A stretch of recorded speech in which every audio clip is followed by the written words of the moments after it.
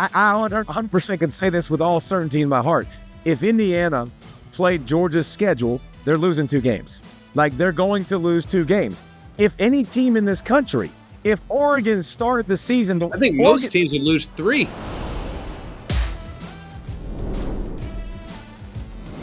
Hello and welcome. It's always college football. Today is Tuesday, November 12th, but you're watching this on Wednesday, November 13th. Thanks for being here. I am Greg McElroy, your host. I am in Bristol, Connecticut. We just got through doing the college football playoff ranking show, and it was a condensed format tonight, so didn't have as much time to kind of dive into the different storylines and the trends that are starting to be created here by the College Football Playoff Committee. If you like what you've heard here on the show in the past, or if you like what we do here at Always College Football, just go ahead and like, rate, subscribe to the show, wherever you get the show. We really appreciate you. You can check us out on YouTube, check it out on the podcast, wherever you want. David Pollack will join us here in a moment. We're looking forward to our conversation with Davey. He always has a great take, shoots from the hip, and I'm really curious to see how he's evaluating and stacking up some of these teams, because I know he might see it differently than I see it, who might see it differently than a committee member, and might see it differently from you. That's the beauty of having diversity in thought when it comes to evaluating these teams. It's tremendously difficult, but I can tell you this. I feel like the committee's doing an adequate job. I do. I'll start there. An adequate job. It's not exemplary. It's not elite. It's adequate. And I'm going to tell you the few bones that I have. I'm going to pick a few tonight. There's no denying that. But we'll also, of course, dive into a friendlier conversation with David Pollack. So without wasting any more of your time, let's dive in to some of the things we liked, some of the things we didn't like, some of the things I just flat out don't understand when it comes to the second version of the College Football Playoff Committee rankings. Like we always do, we start at the top. Oregon's number 1. Anyone got a problem with that? They have the best win in the country against Ohio State. They have passed the eye test with flying colors. I got no problems with Oregon. Do y'all? Surely not, right? Ohio State is number 2. Got no problems with that. Not only did they have one loss to the best team in the country, but they lost that game close, and they have another good win over a team that's also ranked in the top 4. Should that team be ranked in the top 4? I'll leave that open for your interpretation, but still, I got no problem with 1, no problem with 2. Checking both boxes, eye test and resume, if you're the Ducks and the Buckeyes. At number 3, at number 4, and at number 5. I'm going to group these 3 teams together because people commonly refer to things with brand bias. I'm telling you, I'm not looking at this as far as brand bias. I frankly don't care. I look at Texas, I look at Penn State, and I look at Indiana. None of them have beaten anybody. Just being honest, with all due respect to those 3 teams, none have beaten anybody that is currently ranked in the top 25. And taking it one step further, Texas's best win is against a 6-4 Vanderbilt. Penn State's best win is against a 6-3 Illinois. And Indiana's best win is against a 5-4 Nebraska. None of those 3 teams have played anybody yet that would warrant justifying being in the top 5. Now, like you said, I'm putting Indiana in there along a team that's never won 10 games in their history, along with 2 blue bloods, because I'm eliminating brand bias here. I'm acknowledging that those 3 teams have not done anything, but based on the eye test, purely the eye test, watching them play and saying, you know what, those teams have talent. Those teams are good. They execute at a high level, or at least Indiana does almost all the time. Texas has a crazy high ceiling. Look what they did to Michigan. Look what they did to, look what they did to Florida. I mean, you look at those teams, like they've had good moments. So I'm okay with it being the way it is. I don't love it, but who else are you going to put at number 3? Should it be BYU, who's undefeated? And yet, by the way, I think it's funny that the committee fixed a mistake from a week ago. They were 9 last week, and I know a couple teams in front of them lost, but they jumped Tennessee. Tennessee won convincingly. And guess what BYU did? BYU won on a walk-off field goal, and yet they jumped in front of Tennessee. So, yeah, I know teams in front of them lost, but BYU in front of Tennessee, who has a win against Alabama and won convincingly last weekend against Mississippi State, because the committee did what they should have done last week. They undervalued BYU last week. This week, they are appropriately ranked at number 6, even though they were very fortuitous last weekend. Tennessee's at 7, got no problem. Got a good win against Alabama. That win got better with Alabama's win against LSU this past weekend. Notre Dame's at 8, no issue whatsoever. Their best win is against A&M, who's currently ranked number 15. Notre Dame also with another good win against Louisville, who's up to number 19. So Notre Dame in a really good position, not just to get in the playoff. And I know Irish fans are not thinking right now, they just want to get in. I understand that. But if you're an Irish fan, I want to host. I don't want to go on the road in round 1. I need to get up there as high as humanly possible because guess what? Teams are going to come flying by me because they're going to be playing on Championship Saturday when I'm sitting at home. So if I'm Notre Dame, I want to get as close to number 5 as I can because then if I drop a few spots on Championship Sunday or on Championship Saturday, fine. At least I'm still in a home field playing environment when I'm playing the first round game. So Notre Dame, I think, is well positioned. Miami drops to 9. Probably fine with it. It just solidifies the fact that we already knew that the ACC is a one-bid league more than likely this year. Bama at 10, they move up a spot. Got no issues with it whatsoever. I think you can make a case that Bama should be ahead of Miami because Bama's best win is against Georgia, who's ranked 12th. Miami's best win is against Louisville, who's ranked 19th. Either way, we're splitting hairs. It's not that big a deal. Ole Miss is ahead of Georgia, which I think is about right based on last week's performance. Not only did they win the game, but it wasn't competitive. So I think Ole Miss is back in the mix in a really good position. If they take care of business from here on out, they will likely be in the field, I think. But then again, things could happen here down the road. Boise's at 13, no issues there. They actually dropped a spot last week after a close win. SMU dropped a spot as well. I think SMU, their path in is by winning out and winning the ACC. I think that's the only way they get in. A&M, they're in the 15th spot right now. They dropped a spot last week, which I think is interesting. South Carolina is now into the top 21, and A&M just lost South Carolina a couple weeks ago. But A&M, with a loss to Notre Dame and a loss to South Carolina, 2 good losses, I guess. Those are the committee's words, not mine. I've never thought a loss is good, but what do I know? Kansas State is at 16, no issues there. Kansas State beat Colorado head-to-head, who's at 17, no problems. Washington State, here's a discrepancy here. Washington State has 1 loss. Washington State's strength of schedule right now is 102nd. Indiana has 0 losses. Their strength of schedule is 100th. So just acknowledge the difference. Indiana's 5th. Washington State is 18th. Washington State's 1 loss is to a likely playoff team in Boise State. Their strength of schedule is only 2 spots worse than Indiana, and yet there's 13 spots between the two. That's worth monitoring. If Indiana loses convincingly to Ohio State, Washington State has a really good argument because their strength of schedule is not that far behind the Hoosiers, who are comfortably in the field right now. Not saying Washington State deserves to be in. I'm just saying if I were Washington State, I'd be griping and yelling from the rooftop, citing strength of schedule as being something that is being held against us when, in all reality, people are overlooking it in regards to Indiana. Louisville's at 19. I think they're slightly underrated. If you look at who they lost to and how they lost, I think you can make a case it should be a little higher. Clemson's at 20. I'm not sure they should be ranked, if you want my personal opinion. Not because I think that Clemson's not capable. They've beaten a lot of really good teams convincingly. Well, I take that back. They've beaten some solid teams convincingly, but the 2 really good teams they played, they were not competitive against Georgia and Louisville. So if Clemson were to have been a little lower, I would not have had a problem with that. If they would have been outside of the top 25, I would have understood that as well. I think there might be the program that is benefiting most from brand bias right now. If you want my personal opinion on 1 through 25, the team that is benefiting most from brand bias, I think, is Clemson. Their best win right now is against a 5-4 Virginia team. Their 2 games against teams with a pulse, both were losses and convincing ones at that. South Carolina appropriately ranked at 21, but they are in front of LSU, who beat South Carolina head-to-head. I know it was September, but I always value the head-to-head above just about everything else. So I would have LSU in front of South Carolina, but we're splitting hairs between 21 and 22. Missouri's at 23. Should they be? Probably not. Army's at 24. Should they be? Probably not. Army's best win right now is against a 5-4 East Carolina team that fired their coach. And then Tulane sitting there at 8-2. They did play Kansas State close, so I guess Tulane giving some life to the American Championship. So that's how it kind of 1 through 25 right there. I don't think anybody on the outside right now really has a significant gripe to be in the top 25. Last week, I thought Vandy did. Last week, I thought South Carolina did. But this week, I think the top 25 is perfectly fine. I don't have an issue with it really at all. So that's where we're at right now. Let's dive in now to a conversation with David Pollack on what he makes of the current year in college football.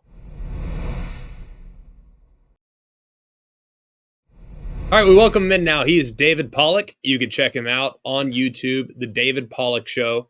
He does a great job. I was with him a couple weeks ago, and we unfortunately gave Garrett Nussmeier the kiss of death. We told everyone how much we love him, and it hasn't worked out since we said that, so we apologize to LSU fans for mine and David's just ruining of the season the last couple weeks. But, Davey, what's going on, my friend?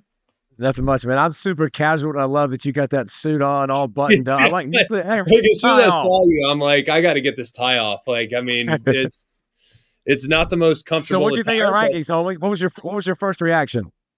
First thing is, I understand why Miami was dropped as much as they were dropped. They dropped to number 9, which I can live with. There's a few things, and I usually like to start at the top on these things. I'm fine with Oregon. I'm fine with Ohio State. Those two teams make sense to me. But then I see Texas, Penn State, and Indiana, and I struggle with those 3 teams being the next 3. Not because of eye test. I know their eye test is good.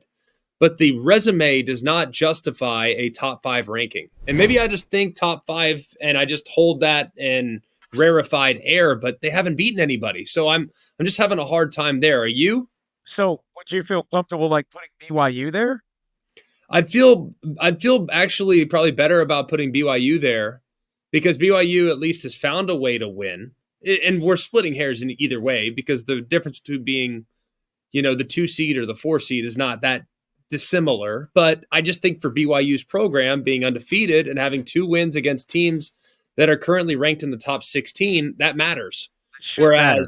Whereas Penn State and Texas haven't beaten anybody and they've lost in the one big game they played. So I just have a hard time there. That to me, okay, Texas doesn't have a great win. Their best win is Vanderbilt. It's 27-24, right, to Vanderbilt. Like, that's their best win.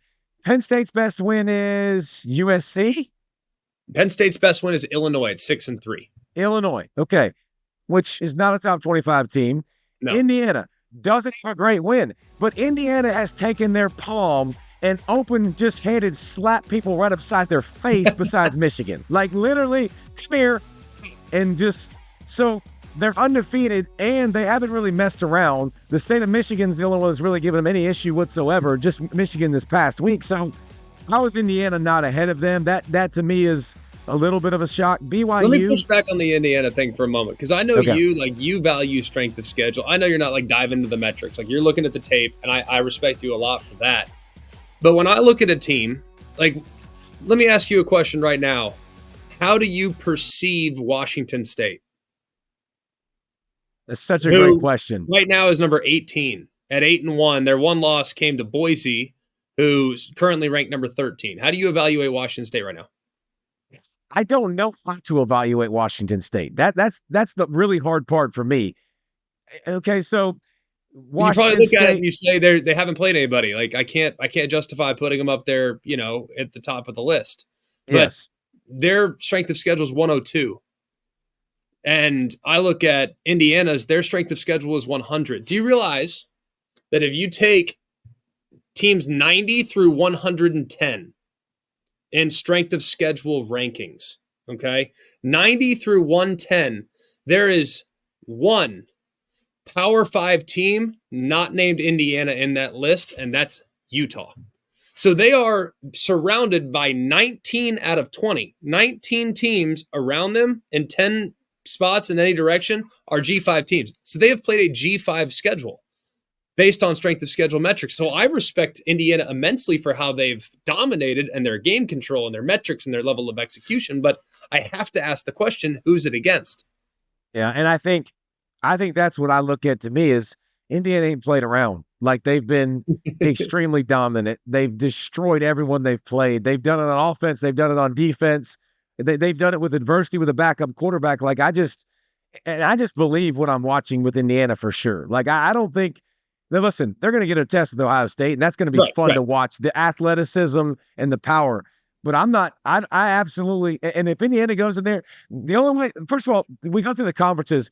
The Big Ten's got 4 locks because the Big Ten, if you look at them, the conference, the middle of the Big Ten and the bottom, like, it's just a bunch of average. Like, the SEC is amazing right now with the amount of teams that can beat you because freaking Vanderbilt's good, and they're playing Tennessee late in the year, and you're going to go, they can lose to them. Like, and so it's so congested and cluttered, and there's so many teams that are still in the mix. So, I mean, all of that goes hand in hand, but I just think Indiana, I don't think they're going to get stomped out by Ohio State. I think they'll be competitive. I think they can be competitive with everyone. I think their system allows that. I think they got a quarterback that's the real deal. Like, I think Rourke is a stud. Like, the way he gets the ball out of his hands, the way he uses his eyes, the way they run the football, the defensive front being super active, good hands, very physical, can stop the run.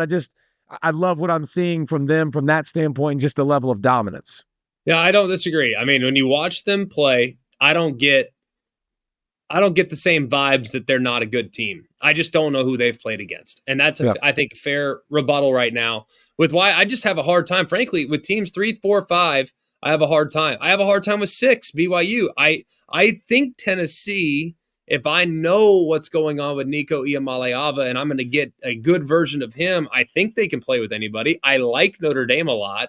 I think Bama's ceiling's crazy high. I think Miami's ceiling's high, but I think it's a little lower than I'd like it to be because of the inconsistencies. It's a strange year. I can tell you a team I don't want to play is Ole Miss. I don't want to play Georgia, who right now are right there on the cusp of being out of the playoff. Let's start with Georgia, since it's your alma mater. Can the flaws of this team be repaired? Because I look at the O-line, I look at the secondary, I look at Carson Beck's inconsistencies, I look at the receiver, the lack of attention to detail I see at wide receiver, and I just don't think this is something that can get fixed overnight. And yet, a couple weeks ago, I saw him destroy a good Texas team. So what are your thoughts on Georgia moving forward? First of all, if anybody played Georgia's schedule, I think they'd be sitting in the same spot or worse. Like, that's just, to me, because they play 4 top 20 teams away from home. Like, you're going to lose those games. Like, that's just going to happen. So, especially when you're getting everyone's best shot. Like, I mean, I think that's tough. But the flaws are legit. Now, Colby Young coming back could be a huge deal for them. You saw him against Bama. You saw him early in the year. I was ready to. I said before the season, like, you can chalk up 10 touchdowns to that dude because he's so big and he's athletic. He's a playmaker on the outside that Carson's just going to throw jump ball to after jump ball. Him, if he can possibly come back, which might happen sooner rather than later, should make them better. You're right about the flaws on the offensive line. You're right about the playmakers at wide receiver. Those aren't getting fixed. But I'll spin it to the other side, and I think the DBs haven't been great, but you got 3 guys that are top 20 picks on that defense with Michael, with Jalen Walker, with Malachi Starks. Like, you've got a lot of talent. I'm punting on the offense. I just don't see it. Like, I don't know how they're going to get that fixed. Their best player to me is a freshman in Nate Frazier, but he flips the ball on the ground and coach can't put him on the field. So the offensive line, you have to get more physical and more dominant. But that being said, Greg, I know the way this game works too, and they'll beat Tennessee at home this week because they're playing at home with that advantage, and then they're right back in the playoff picture with some time to maybe get some people healthy because they have been banged up. And how many teams, first of all, how many teams in the top 15 could win a natty? Like, could you literally go, I think they can win a national championship? Because I think the list is longer than we've ever seen in our lives. It's just nuts how many teams I think could possibly win this thing. I got to be honest with you. Like, I think it goes down. I mean, do I think Boise can win 3 consecutive games in round 1? The quarters, the semis. I don't think they can. No disrespect. I just don't know if the depth is there. I am in right now see it to believe it mode with the ACC. I just don't know about SMU just yet. Like, I saw them at their best against Louisville. You know, I thought they were great that day. But I've also seen them play with their food a little bit too. You know what I mean? I thought they were great against Pitt, but I've seen them kind of ebb and flow. Like, the SMU offense that I saw early in the year is very different than the SMU offense that I've seen now. So I think A&M, it's all matchup based. That's what I love about this year is it's going to be very matchup dependent. Like last week, for example, Colorado, they go to Lubbock.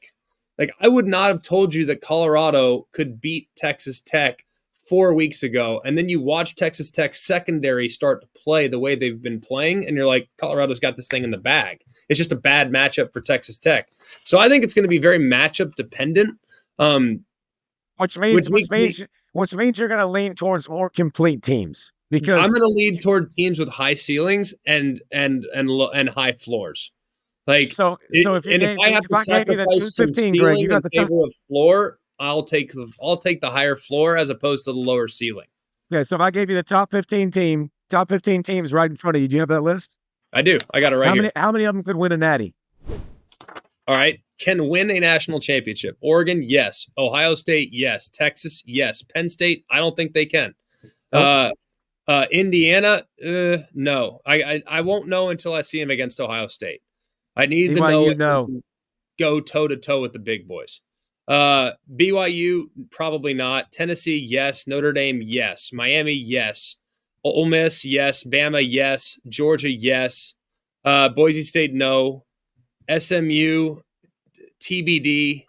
A&M, with the way they play along the defensive line, they can. Kansas State, it would require them playing their best football, and I just haven't seen it. I don't trust them. Colorado, I think they have a high ceiling but a low floor. Washington State, no. I think Louisville's super dangerous. But that's, I mean, we're now 19. We're way down the list. So I think there's probably about 14 teams that could probably win it right now, but it's all matchup dependent. Well, you didn't have that many teams when you said them, but so you think Notre Dame, yes, you think Notre Dame could win it? I do. I do think Notre Dame can win it. I think Riley Leonard's coming into his own. I think he's playing better. The offensive line's young, and they've improved steadily as they've gotten more and more comfortable with Denbrock's system. I think Mitchell Evans, their tight end's getting healthier. They have a really good 1-2 punch at running back. I love the way they get after the quarterback. Like I, for one, usually look at a few different things to win a natty. I think you need a quarterback that is experienced. Riley Leonard is that. I think you need to take over the game defensive line. I think Notre Dame has that with their 2 defensive tackles. And I think you need enough. Good skill position players. I'd prefer wideouts, but I'll take running backs as long as my OC knows how to use them. And that's why you have Miami on that list too, because that criteria fits it, because their defensive line can absolutely rush the passer.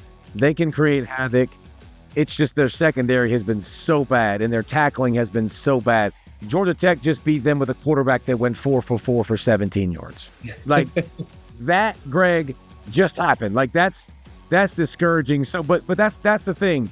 Like this is no longer a win 2 games to win it. This is a win multiple games in a row, multiple styles of fights. That's what's probably going to be the most cool about this is who gets a rematch, who gets a trilogy possibly in the mix. But I do think it's cool to have so many teams that can win it, and who figures some things out down the stretch. Maybe who inserts some young guys that start to ball out down the stretch. But I think that's fun to see a lot of teams that can really make some noise and do something about it when it matters. Well, let's get to a couple things here. Big 12 ACC. I say over under 2.5 teams from the Big 12 or the ACC in the college football playoff. Which side you taking? Under for both. 2. You think 1 bids each? I would be more inclined to say 1 than 2. You got BYU on their own tier at 0 wins. They could lose combined. So you got 2.5 is the total for ACC plus Big 12. Oh, together. Yes, together. Okay. I thought you meant for each conference. I was that like, would have been way too, any Vegas casino that would give you that prop.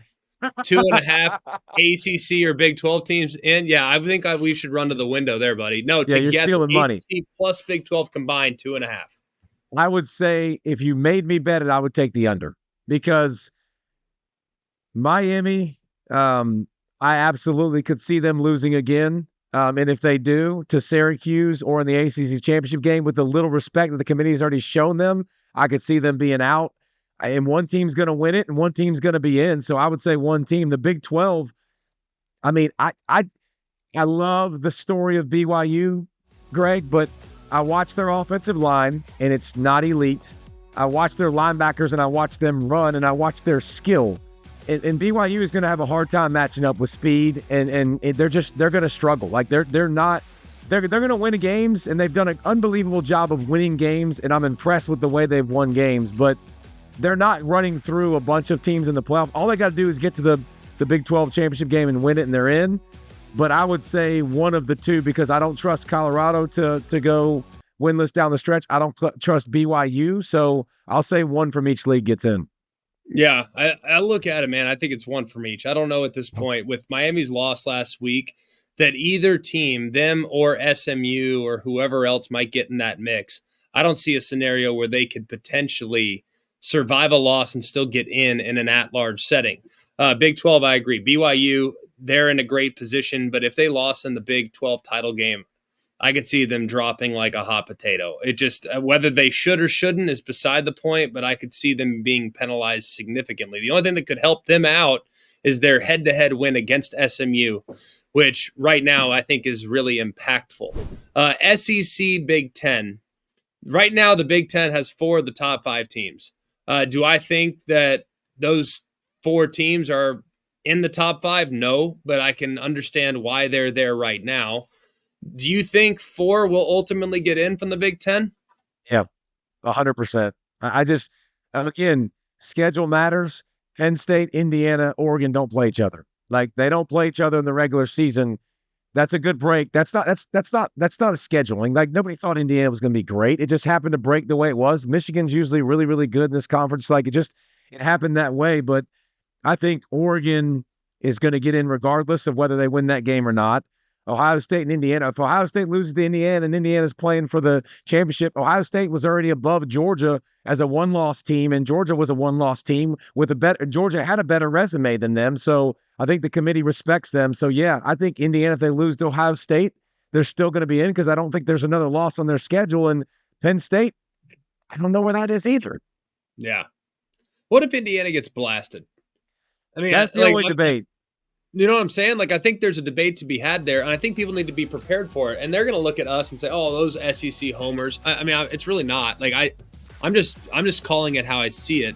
If the one team you've played this year with a pulse kills you, if I say north of 3 touchdowns, I don't know if I can justify putting you in. I just don't know if I can. That would be like the equivalent last year of seeing Liberty get blown out by Oregon in the Fiesta Bowl and having selection day the next day. Oof. And hey, you know what? We now know this about Liberty. They didn't play anybody, and they got blasted by Oregon in the Fiesta Bowl, but hey, they only have 1 loss. We should put them in anyways. Like, I think that's a dangerous game that Indiana might be playing. And while 11-1's impressive as all get out, and their game control up to this point is incredible, if they get beat badly by Ohio State, I don't think it's a foregone conclusion that they're in. I don't think it's a foregone conclusion, because there's a lot of madness, and listen, they're already behind 1-loss teams. I mean, so that kind of shows you where the committee really ranks them and thinks about them. But I think they're in. I really do. If you ask me to bet on those 4 teams, I think those 4 teams are getting in the college football playoffs. But if you have an 11-1 Indiana and a 10-2 Georgia with a win over Tennessee and a win over Texas, and that's the team that we're debating about. I don't know how you can justify putting Indiana, who got beat convincingly by Ohio State, and their best win is a 6-6 Nebraska. And I just don't know how you can justify it. That's personal opinion. And here's the thing that stinks about that is we don't know. We don't really know. And Indiana's looked so good, and Georgia's looked very mediocre at times. But we're also going to go down this strength of schedule, and you're going to find Georgia at the top. Like, you are going to find them at the top. And I 100% can say this with all certainty in my heart. If Indiana played Georgia's schedule, they're losing 2 games. Like, they're going to lose 2 games. If any team in this country, if Oregon started the season, I think most teams would lose 3. Yes. Like, in Oregon, we're looking at Oregon now, Greg. Like, we've also seen Oregon.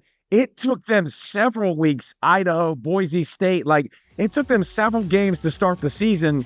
where they look very normal and very human, where they could have lost to a Clemson or they could have lost to a team, an Alabama early in their schedule like Georgia did, that it could have changed it. So, yeah, that's an interesting debate. That will be heavily scrutinized, and good and well people be just screaming SEC biased. And if you had to make that decision, you'd have to look in the mirror and say, that's a tough call. That is not an easy, Indiana's easily in.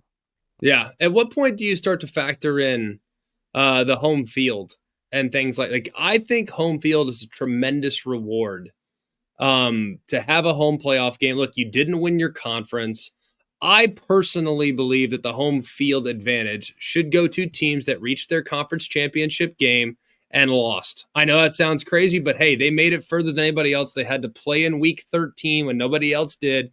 So those should be the teams at the front of the line as far as being rewarded. I hate rewarding and giving out moral victories, but they had to play an extra game. So they should at least get to play the next game at home. Do you have an opinion on that by chance? What if, okay, I think that's great. I think you saying that is really cool. I've never thought about that, and I think that's cool. But what if it's the Big 12 and it's Kansas State who loses? Kansas State's in that situation and they lose and their record's clearly not as good. Now, they would be out anyways in that scenario, right. So that wouldn't change it. But I guess to me it would be, what if it's Oregon who dominated the schedule and they do it and they lost? Yes, I could see that scenario where they should be ranked higher, but I don't think it'll always be apples to apples in that scenario. But you did have to play an extra game. And if you were ranked higher at the end of the season, you're getting penalized for playing. And here's the thing. We don't know how they're going to handle these championship games either. Like, there's teams that very easily could play that weekend and be ranked higher. And because you played, you're going home. Like, you're going home and you don't get to play another game. And that's just kind of the way it is. So it's almost an advantage to get a bye, to not be in that playoff or not be in that position where you can lose and get out. And with all these that there might be 6 or 7 teams tied or 4 or 5 teams tied and you're the one left out, you might be like, okay, that's kind of cool. I'm good being over here getting healthy and not having to worry about playing. Yeah, I love that. All right, last couple before we get you out of here. Right now, would you say that this is by far the most wide open national championship race since 2007? Yeah, I mean, it's easy. Like Greg, we're usually having this conversation at the desk and we're like, all right, like Georgia, Bama, Ohio State, like, okay, there's the list of people that can win it. Like Clemson had a few years where they were great at quarterback and they were so elite, but most of the time we were pretty confident, like, all right, it's going to come down to these 2 teams. Oklahoma making the playoffs all those years, man, you're like, they don't have a great defense, great offense. They got no chance to win, and this is weird now because there's so many teams, man, and NIL and the transfer portal have spread out the talent so much and changed the landscape so much that people aren't going to sit to be backups anymore. And Greg, I don't know if I told you this or not before in the past, but literally I've talking to SEC coaches. They're like, listen, I'm not recruiting 2 5-star defensive tackles anymore because I'm going to spend resources on them, Greg, and then one of them doesn't play. Guess what they're going to do? Out of there. They're going to leave and go get paid. So I think it's changed recruiting and the landscape has gotten thinner. And we've gotten more individualized with NIL, and I think it's a different sport. So, yeah, it's wide open, the fact that we can go through those names. There's never been a year in the last 10, 15 years that we've said that we've been able to go down a list and go, oh, yeah, absolutely, 5, 6, 7, 8, 9 deep. We're usually like, no. I mean, TCU got in the playoffs a couple of years ago. Like, they're one of those 4 teams in there. Like, we could do that almost every year where we were finding a 4th, like, okay, I can kind of justify that 4th, and maybe the 5th we're pissed about, but like if you did a 14 playoff right now, look at what we would be sitting on the outside right now. Like you'd have undefeated Indiana on the outside, undefeated BYU, like 1-loss Tennessee. No, like so much of that on the outside would be awesome to discuss. It would, for sure. There's no doubt about it. One thing like you kind of said, man, I thought it would weaken the regular season. I was concerned about expansion. I liked the do or die nature of the sport. I liked people thinking about, oh my God, my team lost, my life is over. I liked that reaction. It was visceral. The surrender cobras. It made me feel bad for people, but also at the same time, like I was one of those people sometimes. So like I get it. But all in all, the expansion, it feels like it's been a resounding success just given the uncertainty of this season. Would you agree?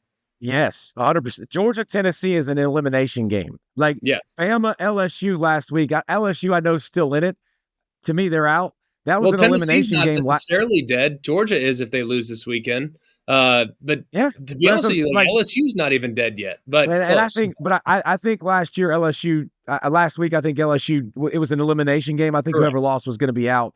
Ole Miss, if they lost to Georgia, was going to be out. Georgia, Right. Tennessee this week, Georgia would be out. Like we've got great elite games where we've got all of our competitors still in the sport because it matters. There's nobody getting out of the sport and saying I'm done for the season because so many teams still in the mix, so many scenarios, so much fun to talk about where in the past we would not be having this conversation. We'd just be really, really mad about Indiana. And here's another thing. Here's what drives me nuts, Greg, because I freaking love football and I love all games of football. I don't care who's playing. Like the Big 12 is one of the most fun leagues to watch in all of college football because it's like a box of chocolates. You ain't got a clue what you're going to get. And Right. that's fun to me. And it's fun to watch the Big 12 and the spotlight be on them and go, they're getting a team in.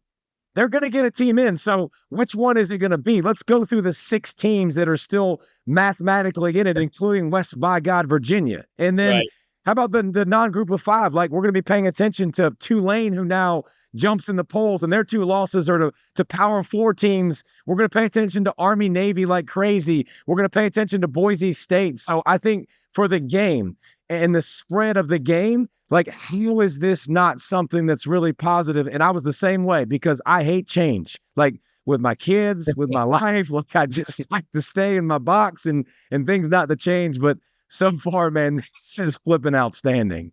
No, it's great, buddy. This is awesome. It's always great to visit with you. We'll do it again as we get a little bit closer. You can always check out David's stuff. Check him out on YouTube, David Pollack on college football. Like he's got all these great videos, great show that you should all check out. And Dave, of course, is one of the best guys ever. The last question I'll ask you before I get you out of here. 3 of the 4 teams right now that are slated to host college football games are in cold weather environments. At Ohio State, at Indiana, at Penn State. Could David Pollack travel north of the Mason-Dixon line and dominate? Or would the snow have been too much for you to overcome? Well, whole story, I got recruited by Ohio State, and it was the winter visit, right? So I'll never forget, first time on a plane ever in my life, and I land and I go, Mama, what is that? And there was piles of snow. And I'm like, there ain't no way I'm going to Ohio State, Mom. Like, this is awesome. We're going to enjoy this trip.